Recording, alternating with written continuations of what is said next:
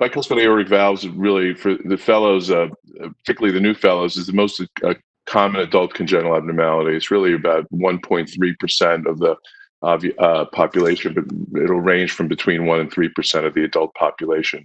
It's predominantly a male, 2 to 3 times incidence of male over female, and it's believed to be an autosomal dominant gene with variable penetration. And so we'll see it in up to 10% or so of first degree relatives. And so what that means is that patients that have bicuspid valves, their first degree relatives should be screened with a routine echo and certainly a good physical exam. Important to look at the aorta as well, not just the valve. And this illness may be isolated, or it may also be associated with other cardiovascular defects and aortopathy syndromes, which I'll share in the next slide. Patients can develop aortic stenosis, as in this lady, aortic regurgitation, or both. And we'll go over that as well briefly.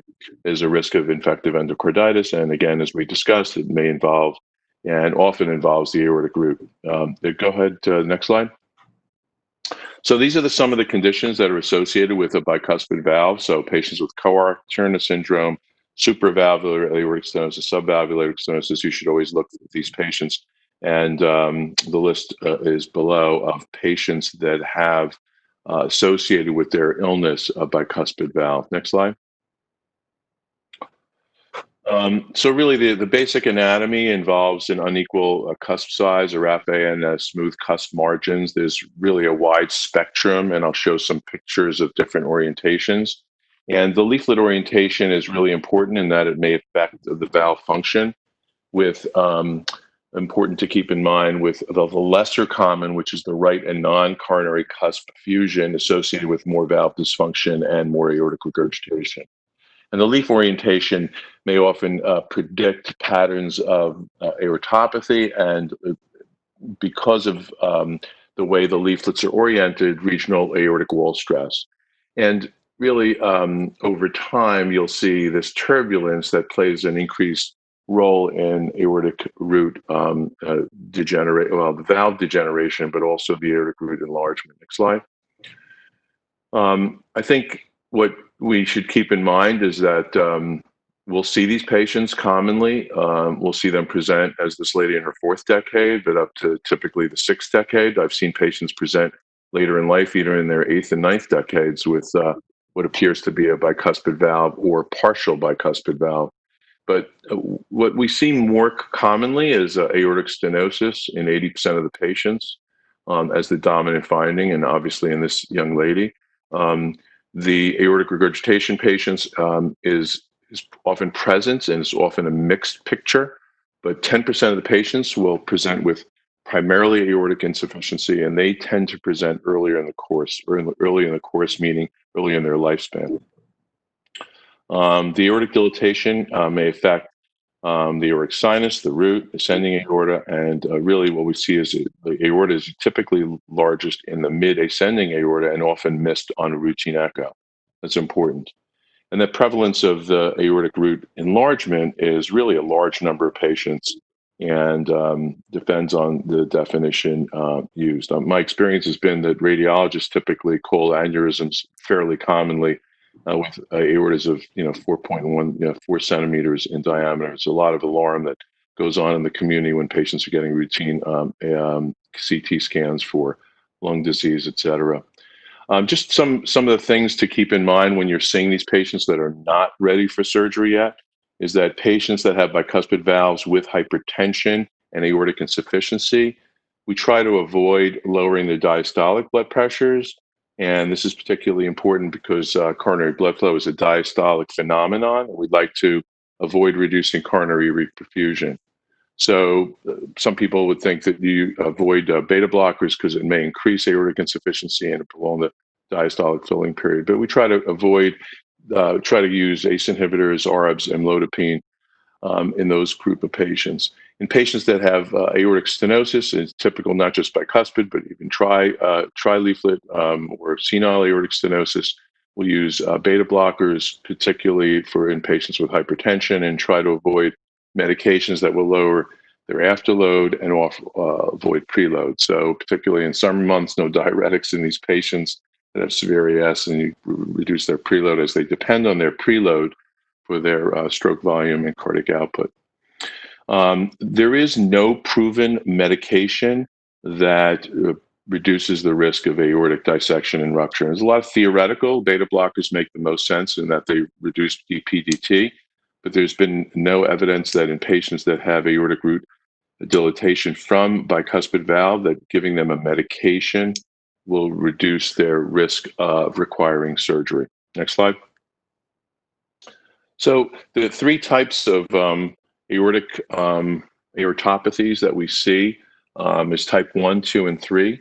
And type 1 is the most common and is associated with the right to left fusion. I'll show pictures of what that fusion looks like in an upcoming slide. Type 2 is the isolated tubular ascending aortic dilatation with sparing of the root.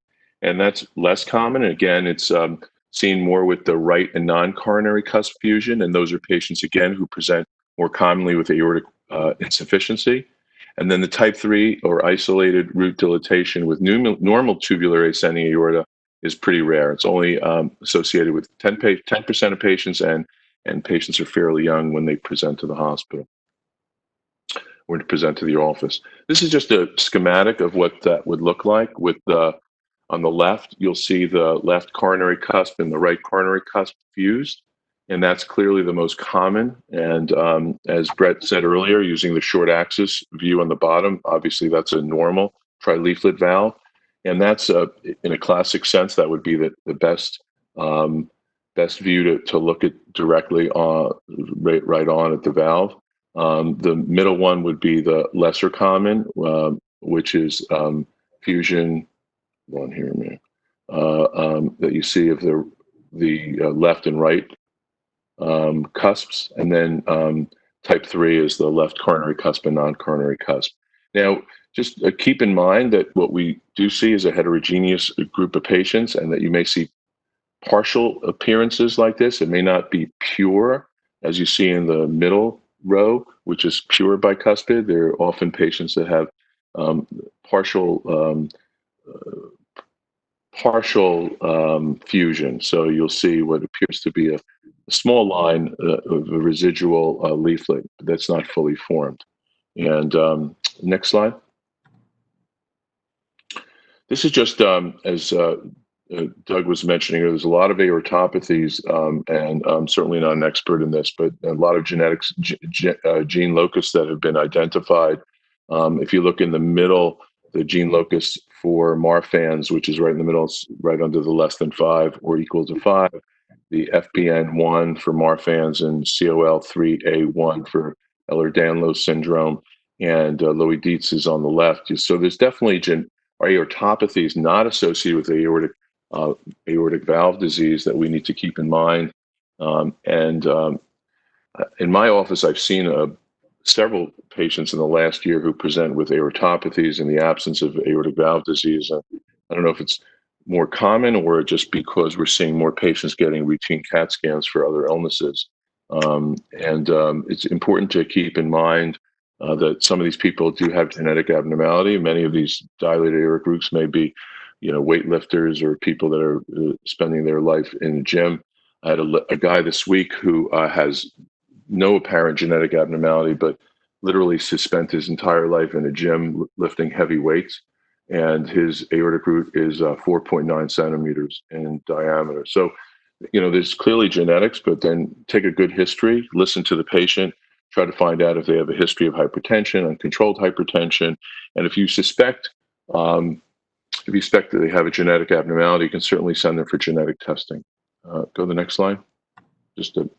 So with the conversation was, what is the right size, and what do you do with patients with bicuspid valves, and when do you replace the aortic root? And size does matter. It can occur in patients with normal aortic root size, but clearly less common to see a dissection. And the related illness is cystic medial degeneration in these patients.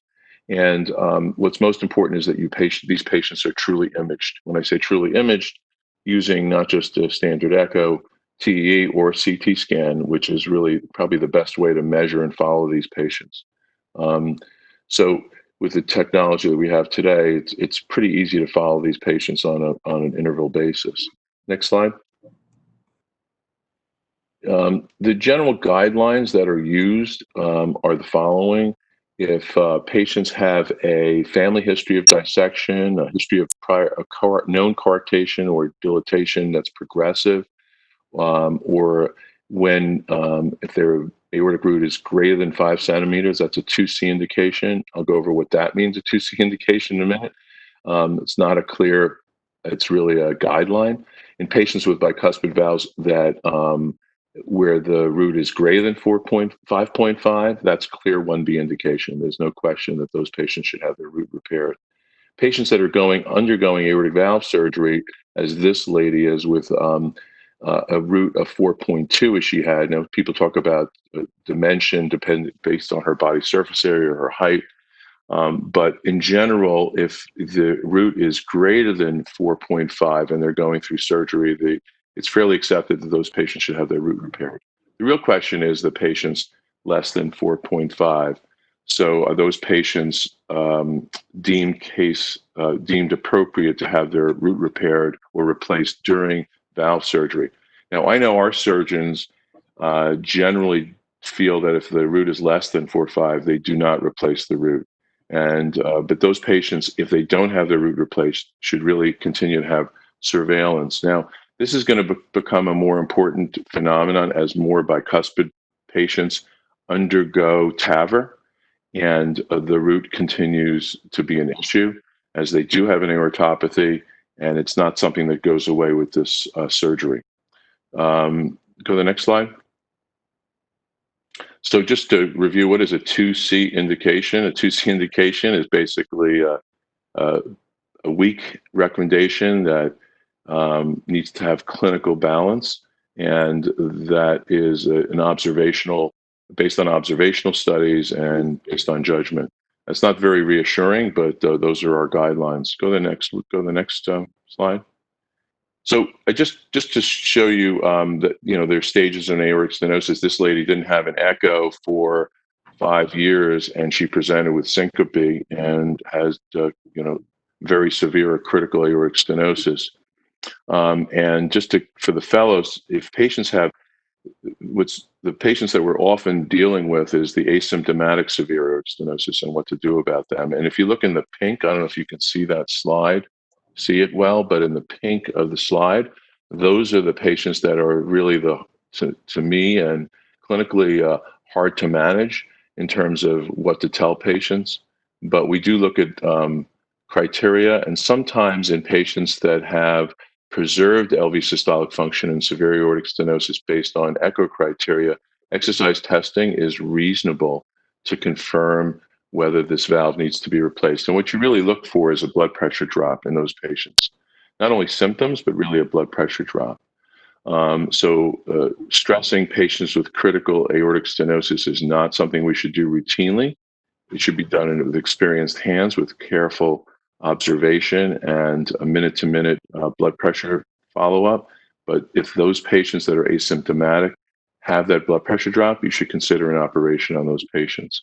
If they have LV dysfunction and they're asymptomatic, those patients should have surgery even without symptoms. Next slide. So just a quick thing about TAVR. Those patients were excluded from original TAVR studies. Patients with bigger roots are not considered candidates for TAVR just because of the way the valve is seated. It's hard to seat a valve in patients that have larger roots. Many of these studies were observational, but the observational data has shown in a large series out of Germany, but we've had a fair amount of data in the United States to look at this. And at this point, what we know is that patients that have had TAVR for severe aortic stenosis in the setting of a bicuspid valve, at 30 days, there's a higher stroke rate. There's a higher risk for emergent surgery. And the biggest issue is aortic insufficiency, which is a higher percentage in patients that have bicuspid valves versus trileaflet valves. Most people believe that that's related to the shape of the annulus. It's a little more ovalish as opposed to round, and it's harder to seat this the TAVR valve. With the newer generation of valves that are more compliant and more adaptable to the root size and shape, there may be some additional benefit for patients with bicuspids. I know at Cooper, we've done several patients that had bicuspid valves and did TAVRs on. I follow two of them in my office now, and fortunately, they're both doing fairly well. But it's still not accepted or routine surgery. There's still, again, a higher conversion rate of these patients to having emergency surgery or converting to surgery even at a later date. Um, and again, the newer generation devices may have some benefit. The Sapien 3 valve, I believe we're getting shortly in the next couple months, and has some improved data based on its profile.